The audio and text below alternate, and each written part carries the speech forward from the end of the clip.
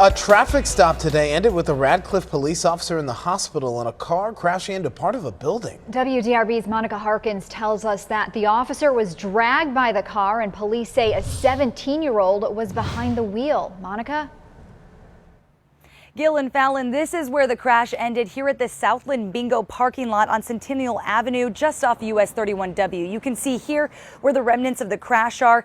The car going into this pole, pieces of the facade down on the ground and piled up on this table. Police say Officer Ryan Boyd flew from the car and hit that wall. All units, code 3. He called out for code 3, which means lights and sirens.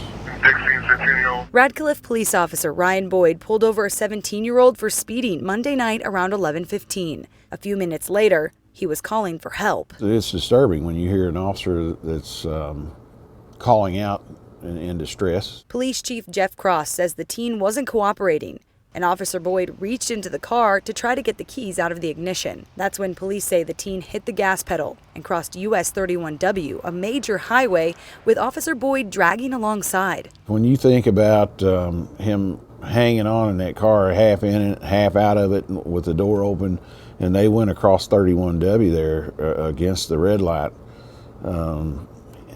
it was a nightmare waiting to happen there. The car crashed through a tree, some mail drop boxes, and ended at this pole. Officer Boyd flung from the car, and the teen suspect took off running. Their officer is injured. Chief Cross says Boyd didn't have to have surgery at the hospital, but was pretty beaten up from the crash. As bad as it was, it could have been a lot worse. The teen was found shortly after the crash, arrested, and faces 9 charges. Along with assault and wanton endangerment of a police officer, the teen also faces driving under the influence, possession of marijuana, and possession of a handgun charges. Meanwhile, repairs were already underway at the crash site. We're just glad to have him and fortunate that he's okay, and look forward to him coming back, and we'll keep praying for him until he gets ready to get back here. As the community is praying for a quick recovery for Officer Boyd. Chief Cross says the best case scenario for Officer Boyd is to be released as early as this afternoon.